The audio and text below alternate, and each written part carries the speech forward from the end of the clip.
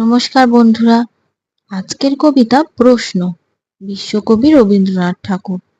মাগো, আমার ছুটি দিতে বল, সকাল থেকে পড়েছি যে মেলা। এখন আমি তোমার ঘরে বসে করব শুধু পড়া পড়া খেলা। তুমি বলছো দুপুর এখন সবে, না হয় যেন সত্যি হলো তাই।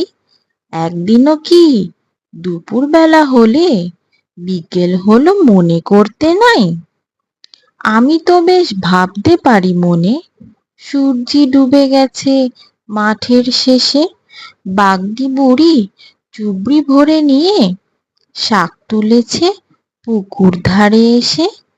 আঁধার হলো মাদার গাছের তলা, কালি হয়ে এলো দিঘির জল। হাটের থেকে সবাই এলো ফিরে, মাঠের থেকে এলো চাষির দল। মনে করো না উঠলো সাঁঝের তারা, মনে করো না সন্ধে হলো যেন।